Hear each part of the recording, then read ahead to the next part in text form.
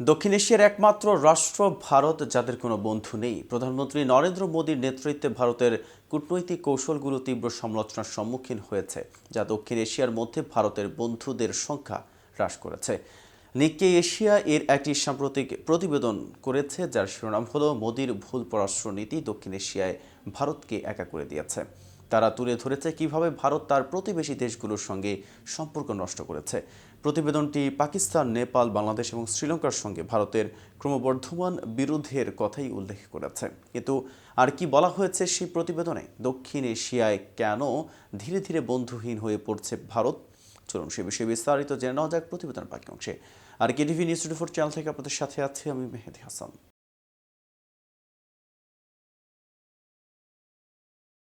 ভারত পাকিস্তান সংঘাত 1947 সালে ব্রিটিশ ভারতের বিভাজনের পর থেকেই চলমান।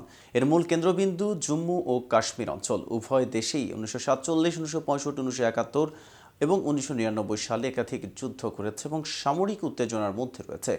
প্রধান সমস্যাগুলোর মধ্যে রয়েছে ভূখণ্ড দাবি, সীমান্ত সন্ত্রাসবাদ, পানি সংক্রান্ত বিরোধ এবং ভারত শাসিত জম্মু ও কাশ্মীরে মানবাধিকার লঙ্ঘনের অভিযোগ।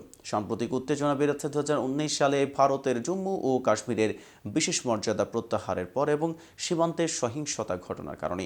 এদিকে বাংলাদেশ ভারতের সাম্প্রতিক উত্তেজনার কারণ ভারতের অভ্যন্তরীণ কিছু নীতি, যেমন নাগরিকত্ব সংশোধনী আইন এবং জাতীয় নাগরিকপঞ্জি, বা অনেকের কাছে বাংলাদেশি অভিবাসীদের প্রতি বৈষম্যমূলক মনে করা হয়েছে। এর ফলে কূটনৈতিক সম্পর্কে টানাপোড়েন সৃষ্টি হয়েছে এবং বাংলাদেশ চীনের সঙ্গে সম্পর্ক জোরদার করার চেষ্টা করছে। এছাড়া তিস্তা নদীর পানি বণ্টন এবং সীমান্ত বাণিজ্য সংক্রান্ত সমস্যাগুলো উত্তেজনা বাড়িয়েছে। তবে উভয় দেশই নিরাপত্তা ও অবকাঠামো উন্নয়ন সহ বিভিন্ন ক্ষেত্রে দ্বিপাক্ষিক সহযোগিতার উপর গুরুত্ব দিচ্ছে।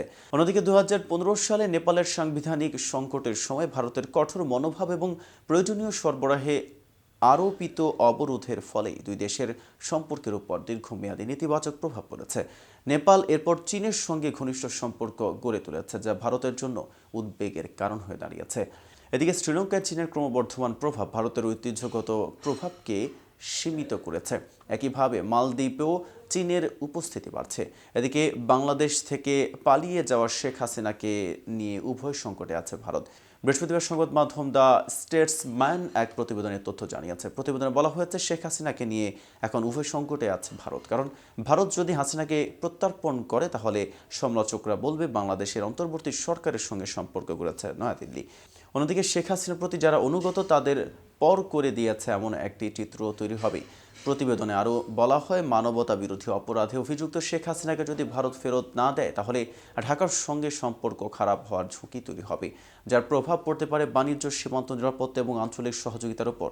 এছাড়া ভারতের অভ্যন্তরীণ রাজনৈতিক অঙ্গনেও এটি প্রভাব পড়বে। বিরোধী দলগুলো সরকারের রাজনৈতিক প্রাধান্য এবং স্পর্শকাতর বৈদেশিক নীতি নিয়ে প্রশ্ন তুলতে পারে। এছাড়া আঞ্চলিক পরাশক্তি ও মানবিক মূল্যবোধের প্রতি ভারতের যে প্রতিশ্রুতি আছে, সেটিও প্রশ্নবিদ্ধ হবে। বিষয়টি দক্ষিণ এশিয়ার কূটনৈতিক ভূচিত্রের বিষয়টি আরও বড় পরীক্ষার মুখে পড়বে, যেখানে নির্বাসিত ব্যক্তি ও তাদের ফেরত চাওয়ার বিষয়টি নিয়ে বিতর্কের সৃষ্টি হয়। আজ এ পর্যন্তই। সারা দেশের নিত্য নতুন সকল আপডেট পেতে কেটিভি নিউজ 24-এর সাথেই থাকুন।